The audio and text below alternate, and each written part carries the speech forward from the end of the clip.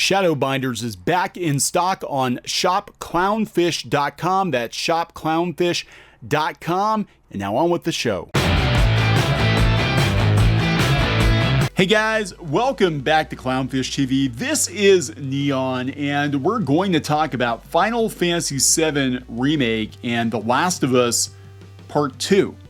Yeah, why are we still talking about The Last of Us Part 2? We're going to talk about that because there was an article floating around from the Gamer claiming that Final Fantasy VII Remake's developer said The Last of Us Part 2 is a benchmark for video game diversity and inclusion. And if you go out to Twitter, a lot of other video game blogs have picked up on this. That Square is praising The Last of Us 2 as a benchmark for diversity and inclusion. But is that really what was said, or is it media bias? Is it a translation error? We're gonna talk about that because according to Spencer Bakuli over at Bounding in the Comics, there was a bit of a misunderstanding as to what was being said. And we saw this floating around the other day. I really didn't care to cover it for a couple of reasons. I don't like either game. That's the reason we didn't cover it. I did not even bother playing The Last of Us Part 2, knowing where the story goes. And I played through part of the first part of Final Fantasy VII Remake, and I really didn't care for it that much. I thought it was pretty, but it is really bloated compared to the original game, and it doesn't feel like the same game. It feels like Final Fantasy XVI with the more marketable Final Fantasy VII characters, and it's also only like the first 10% of the game. And, the way that it ended, it's going to totally come off the rails. We know it's going to come off the rails.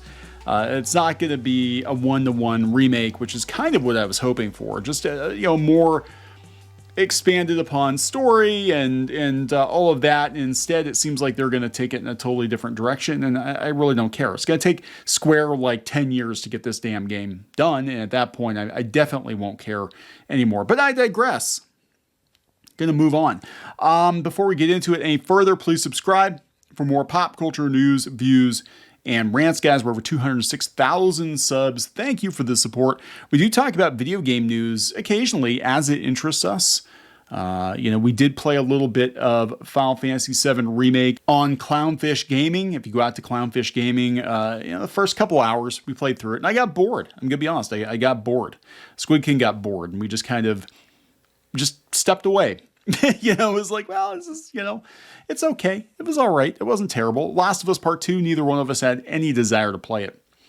So according to Bounding in the Comics, according to Spencer Bakuli, the Gamer misrepresented a quote from Final Fantasy VII Remake co-director Motomu Toriyama to push diversity in The Last of Us Part 2. Yeah, the media can't quit The Last of Us Part 2. It's like most gamers, they moved on days after the game came out. And the media just loves it. The gaming press just loves it. They keep going on and on and on about this game.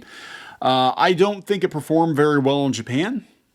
But, it's interesting to see or hear that Square is like, yes, we're not going to praise the mechanics of the game. We're going to praise the diversity and inclusion in the game. But then again, I was like, well, Square last year, they introduced a Pride mascot, so maybe that's something they're thinking more about these days. I don't know.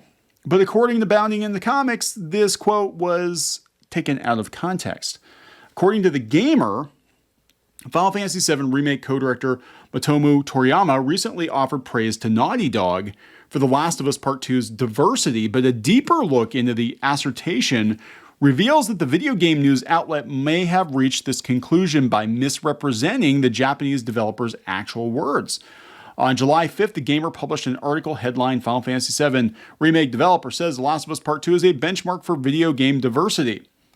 Here it is. And this made the rounds, which saw staff writer Jade King preview her then-to-be-published interview with Toriyama and two of his fellow Final Fantasy VII Remake developers by reporting that the co-director had asserted that Naughty Dog's Last of Us Part 2 set a new benchmark for diversity in the gaming medium. As quoted by King, The Last of Us Part 2 really delivered on its consideration for diversity, Toriyama said, right down to the user interface, and I would imagine that the cost of debugging on that game was massive. However, having achieved that makes a great game that sets a benchmark for the industry. While Toriyama certainly does acknowledge that The Last of Us Part 2 delivered on its consideration for diversity, it appears that King's framing that he had heralded said diversity as a benchmark for the industry omits the sentence immediately preceding this awe-inspiring descriptor, in which the co-director explicitly expressed his admiration for Naughty Dog's work developing the game's user interface and the massive amount of money he imagined it cost them to debug the game. So yeah, he's like, yeah, okay, they did diversity, cool. This game's expensive, and we really are in awe of the technical aspect of the game.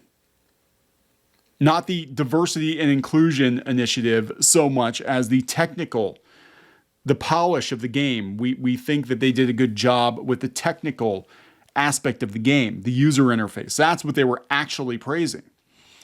Taking into consideration the full context of his statements, it appears that rather than praising the game's diversity, Toriyama was actually offering his respect to the game's impressively extensive list of accessibility options and all the work it took to make them function properly in an exhaustive number of various combinations.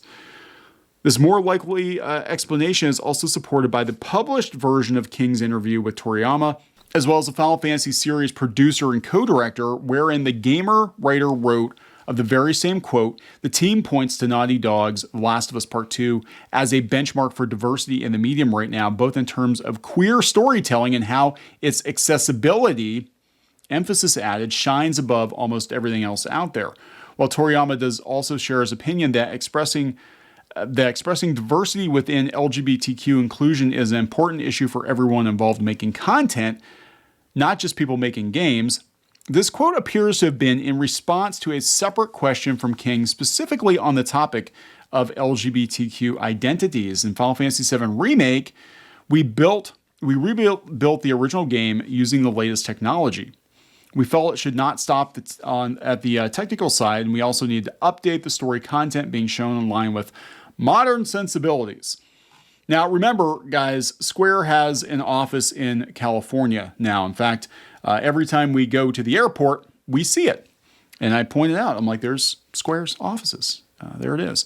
So, I think it was an overstatement of appreciation for the diversity and inclusion.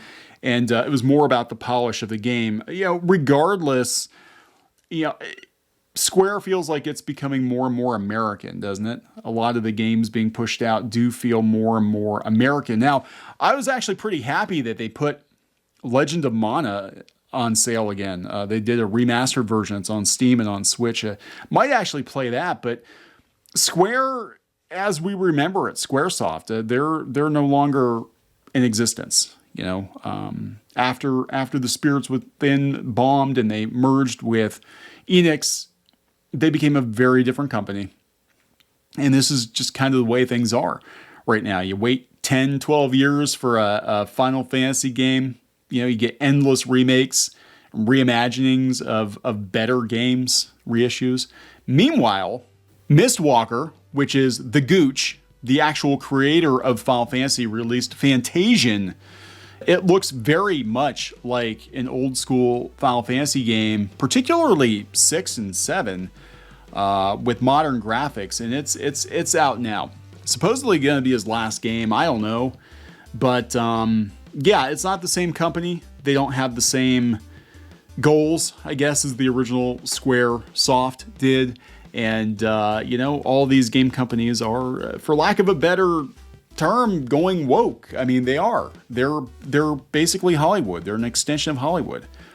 These games cost millions and millions and millions of dollars to produce, and they're gonna go in lockstep with Hollywood. Sony and Square and Naughty Dog, all these companies, all these developers. Sony doesn't even care about the Japanese market anymore. They shut down their PlayStation studio in Japan. So it's going to be interesting to see what state Square is in in a few years. I mean, they're making bank on Final Fantasy XIV still, and again, lots of remakes of games from their back catalog. But I don't know, Final Fantasy XVI doesn't look all that great to me. It looks like every other Western RPG ever. It doesn't seem to have that spark anymore. I just don't think Square really has that spark anymore, but you know, whatever. Just my opinion. Probably just getting old. Gonna put that out there. So I'm gonna wrap this up. Please subscribe for more pop culture news, views, and rants, guys. We'll talk later.